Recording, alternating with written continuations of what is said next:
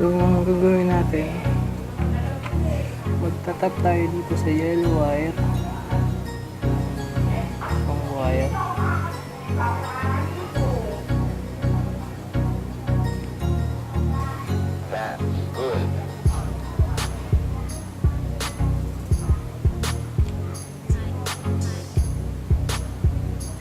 Then, pagkatap mo sa yellow wire, maglinya kayo ng isa galing dito sa battery. Tapos, maglinya kayo ng isa galing sa battery, isa sa ground, then isa sa load. Ito yung kakabit nyo sa ilaw nyo. So,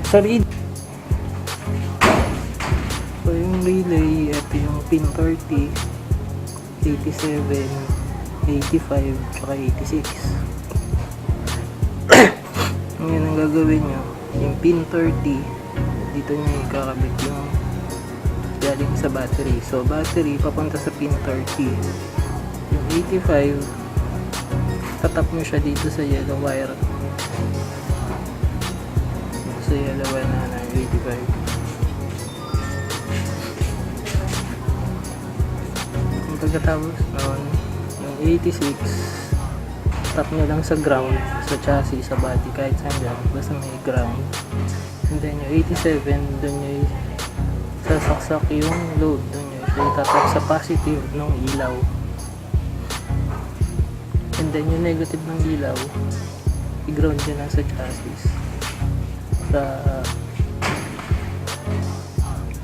sa body, yung may ground, doon nyo. So, ganito yung ginawa ko.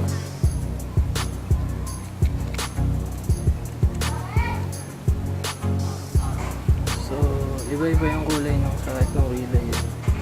So, yung 30 ko is color yellow. Ito yung papunta sa battery. Tapos, yung 87 papunta to sa positive ng ilaw. And then yung 85 or 86, pwede naman baliktad yun eh. Yung 85 tinap ko dun sa yellow wire.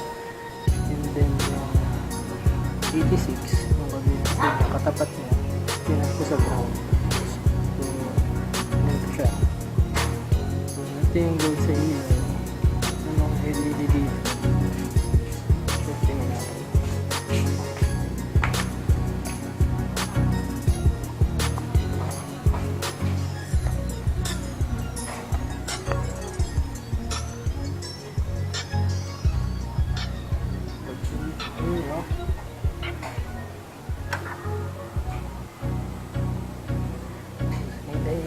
Ilaw.